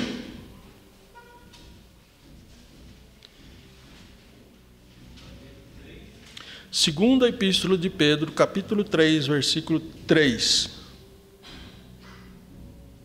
Sabendo primeiro isto, que nos últimos dias virão escarnecedores com zombaria, andando segundo as suas próprias concupiscências. Ok. O Judas está se referindo a esse apóstolo Pedro aqui. Ok? Ele está se referindo ao que o Pedro tinha escrito, o que o Pedro tinha falado. E o versículo 19, ele fala são pessoas sensuais. Vou ler o 19, quando ele cita: estes são os que causam dissensões sensuais, que não têm o Espírito com letra maiúscula, Espírito Santo. Pessoas sensuais. Vou comentar que os gnósticos, eles seguiam também uma linha de pensamento dos gregos, em qual o homem ou a mulher, sendo salvo através do seu processo, que era ensinado pelos seus líderes, o espírito estava seguro, salvo. O corpo poderia fazer o que quisesse, não era pecado, poderia fazer de tudo. Quanto mais cedo ele morresse, o espírito salvo livrava-se do corpo mau. Então, tudo que ele fizesse. E por isso ele diz, eles eram sensuais. Fazia de tudo, nada era pecado. Essa era a teoria, partindo do grego, entrando pelos fatos gnósticos, dos ensinadores gnósticos, né? E o versículo 22, 23, 20 a 23, ele vai falar da manter-se esta fé, né? Ele diz: mas vós, amados, edificai-vos vós mesmos sobre a santíssima fé, orando em espírito. Edificai nessa fé, crescei nessa fé,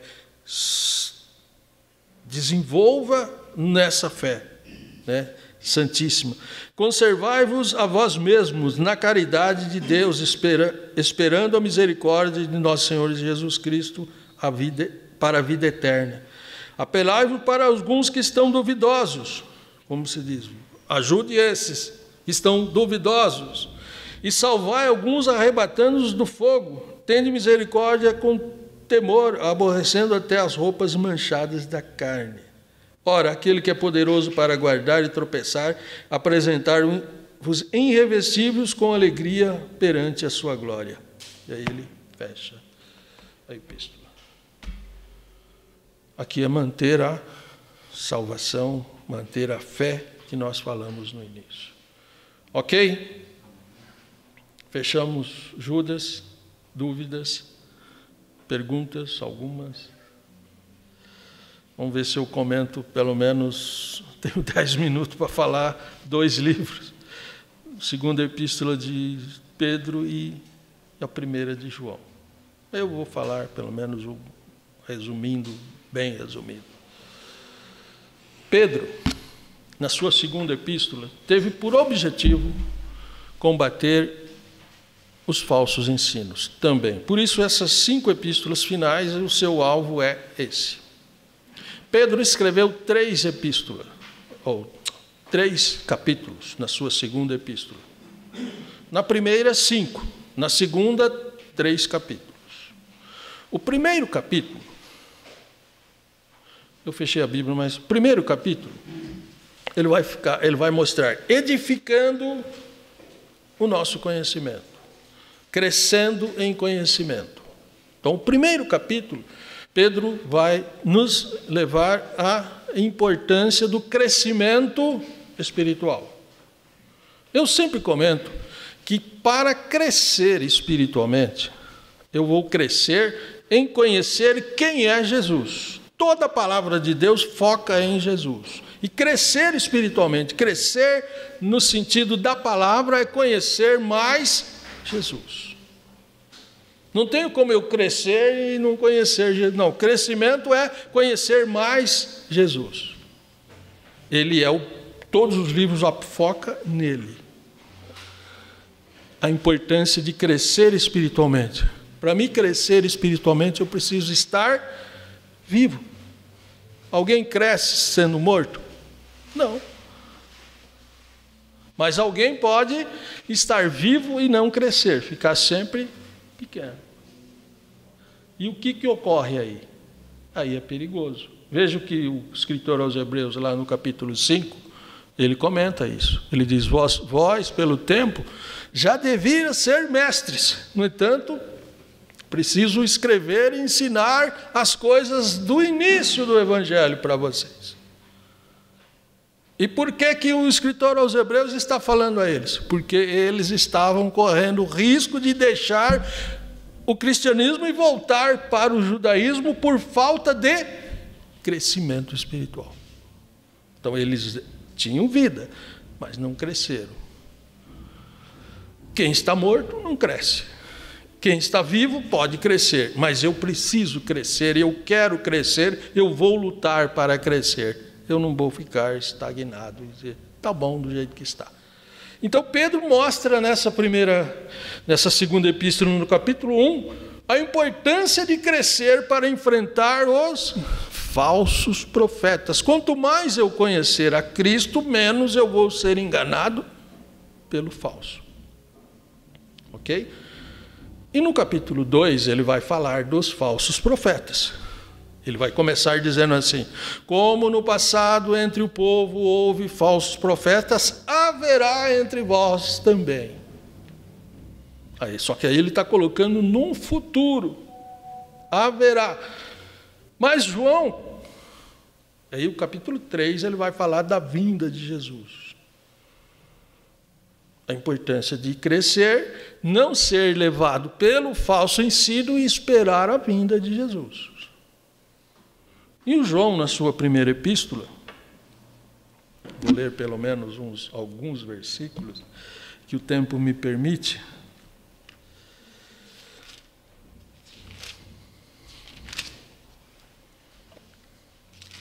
Como nós citamos na segunda epístola de João, ele começa já dizendo lá que as suas mãos tocaram a palavra da vida, né? As suas mãos tocaram a palavra da vida.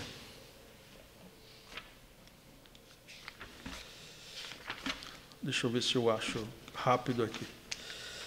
Eu tenho alguma coisa aqui, eu não consigo falar muita coisa, mas alguma coisa assim. De 1 a 4 eu já tinha citado. Quem pode ler 1 João 2, 3 e 7?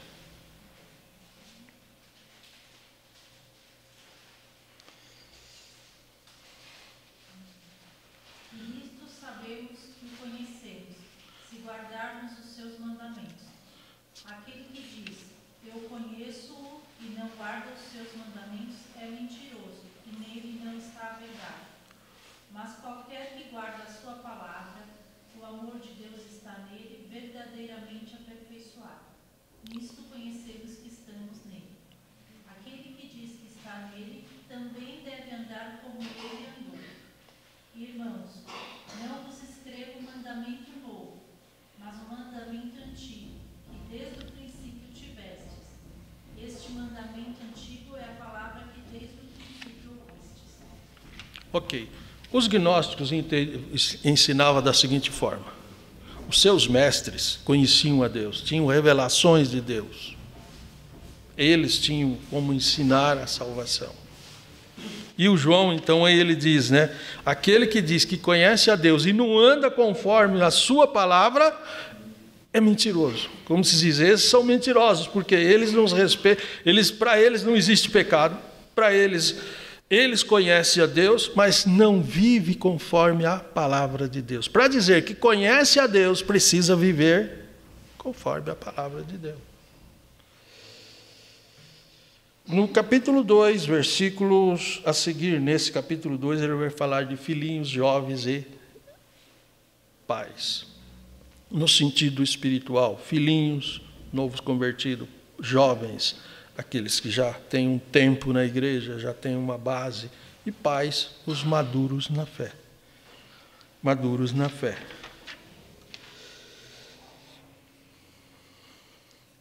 Quem pode ler agora, fechando. Versículo 19.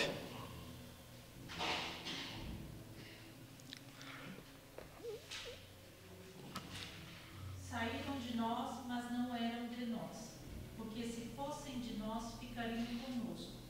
Mas isto é para que se manifestasse que não são todos de nós. Saíram de nós. É possível que alguns tinham sido levados por esses falsos ensinos, e João está dizendo, olha, fica tranquilo. Saíram porque não eram de nós. Mas, se fossem, teriam que ter ficado. Não tomaram cuidado em se cuidar desses falsos mestres. Versículo 18, eu vou ler para vocês. Ele diz, filhinhos, já é a última hora. Como ouviste que vem o anticristo, também muitos se têm feito anticristo, por onde conhecemos que já é a última hora. Esses anticristos que ensinavam desta forma. Ok? Ele via e falou, já é a última hora, porque o anticristo virá, eles já estão aí. Versículo 22. Quem é mentiroso, senão aquele que nega que Jesus é o Cristo? É o anticristo, esse mesmo nega que o Pai e o Filho. Um dos grandes combatentes de João e que ensinava as teorias do gnosticismo era o Cerinto, um dos pais da igreja. Quer dizer, no tempo de João e do início dos pais da igreja. Esse Cerinto foi um grande combatente de João. Versículo 26. Estas coisas vos escrevo acerca dos que vos enganam. Estou preparando vocês para que vocês não sejam enganados por eles. Essas coisas vos escrevo acerca daquele que vos enganam, se vocês derem ouvido, logicamente, a eles, né? 27 a 29. E a unção que vos recebesse dele fica em vós, e não tendes necessidade que alguém vos ensine, mas como a sua unção vos ensina todas as coisas, é verdadeira e não é mentira. Como ela vos ensinou, assim nele permanecereis. Eles diziam, os seus mestres, nós temos a unção. João está dizendo, vocês têm a unção. Vocês têm a unção de Deus, permaneça nele. Não é eles que têm a unção está com vocês. E eu só quero falar uma do capítulo 4, que ele diz, amados, não creiais a todo espírito, espírito com letra minúscula, mas provai se os espíritos com letra minúscula são de Deus, porque já muitos falsos profetas se têm levantado no mundo. Então ele está falando de pessoas, correto? Nisto conhecereis o Espírito de Deus, Espírito com letra maiúscula. Todo Espírito com letra minúscula que confessa que Jesus Cristo veio em carne é de Deus. E todo Espírito que não confessa que Jesus Cristo veio em carne não é de Deus, mas é o espírito do anticristo que já ouviste que há de vir e está no mundo. É esses homens aí. Ok?